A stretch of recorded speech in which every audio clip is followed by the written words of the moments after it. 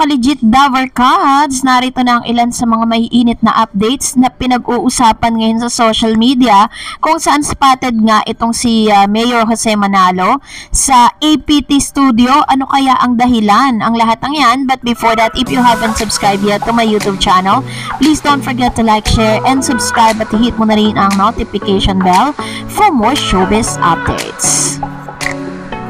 Yes, of course, bago nga tayo, of course, magsimula sa ating mga updates ngayong araw. Of course, nais ko po magpasalamat sa lahat po ng mga legit viewers, subscribers, and legit Daver Cards po natin. Grabe kayo sa araw-araw po ninyong pagsubaybay at panonood sa lahat ng ating mga updates.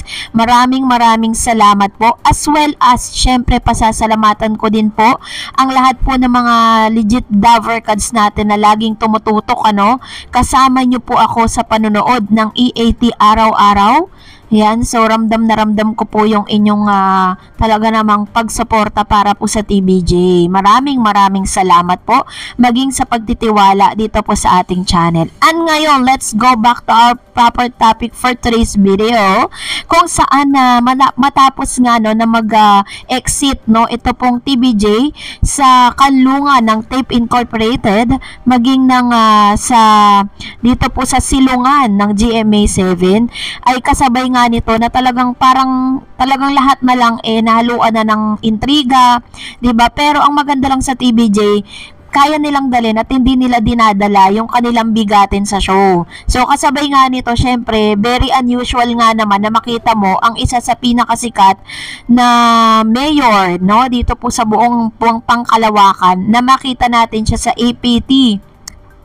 Meron po kasi silang tinatawag yung mga empleyado po ng tape diyan po sa Tape Bulagta. Nagba-vlog na din pala, nagbibigay ng updates kung saan napicturean nga nila ito pong si Jose Manalo na napadaan sa APT Studio. Ngayon, marami po talagang naintriga, ano bang ginawa ni Mayor Jose. Ito po yun, kasi if ever kaya po siya napadaan dyan, maaaring doon po sa lugar na yun, malapit sa lugar na yun, doon po sila susugod bahay. Kaya syempre, kahit po sino, doon po talaga dadaan. Kaso iniintriga ng lahat na parang may something daw na ginawa dyan si Mayor Jose Manalo. Maaaring sa pagdaan niya doon, nakita niya yung isa sa mga dati niyang kasamahan. Pinapakita lang talaga dito na how Mayor Jose Manalo has a good heart. Kasi kahit po sa gitna ng intriga, hindi pa rin naapektuhan yung kanyang relationship dun sa mga taong nakasama niya dito po sa dating Bulaga, dito sa studio na to. Biruin mo na ikaw na yung sikat ka na, 'di ba, sa kapanahunan ngayon. Tapos ikaw pa yung hihinto at magbababa ng yung bintana para lang po batiin ang ilan sa mga nakasama mo dito po sa dati po ninyong pinagtatrabawan. Ibang klase po 'yon. Talagang tayo doon, goods tayo doon, at napakaganda po ng kanyang ginawa doon. So panoorin natin tong isa naman video na parang napaka-bitter nito pong isang nagsabi na to dito po sa video na kumakalat ngayon sa social media. Talagang tumigil ko talagang plan talaga na tumigil dun sa may harap ng van namin. Di ba? Pare, nakita mo yung mayor ng kabila? Oo. Nagulat ka? Nagulat. Baka na-miss na lang yung studio, pare. Namasyal o baka may plan pa. Oo. Baka na-miss na yung studio. Kasi dito naman talaga yung dating tahanan nito. So, hindi naman tayo bitter. Hindi naman tayo bitter mga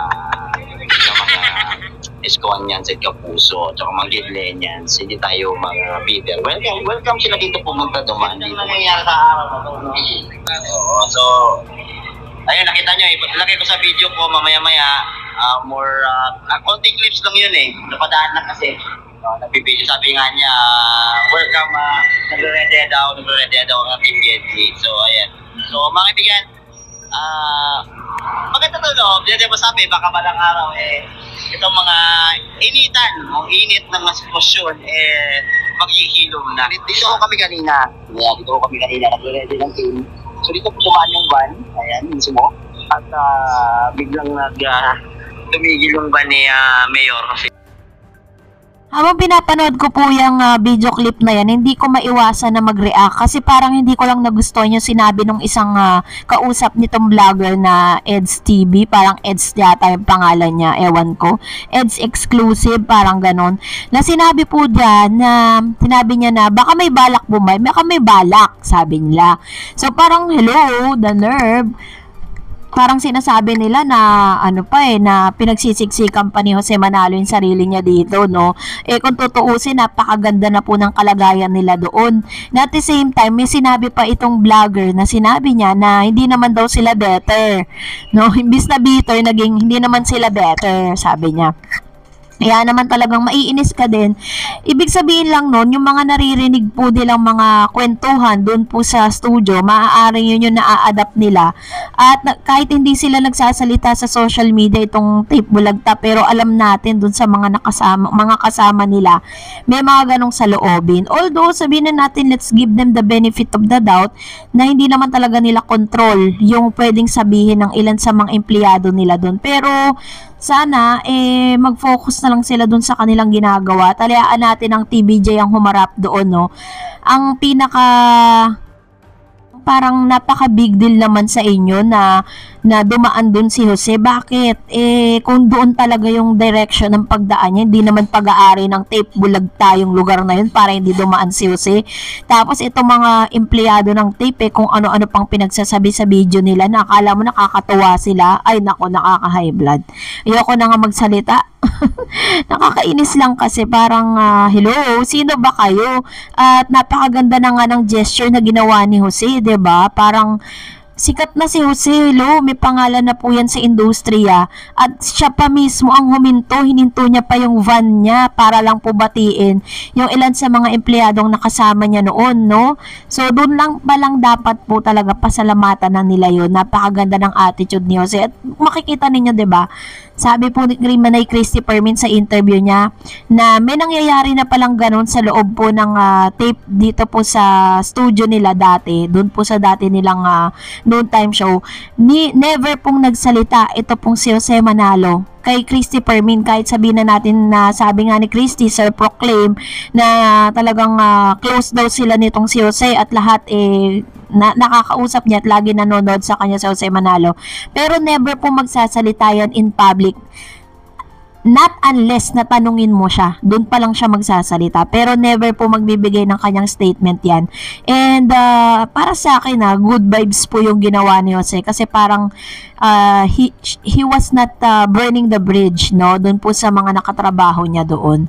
So kayo po, ano pong saloobin ninyo patungkol sa issue na ito? Comment down below. Salamat po sa panonood.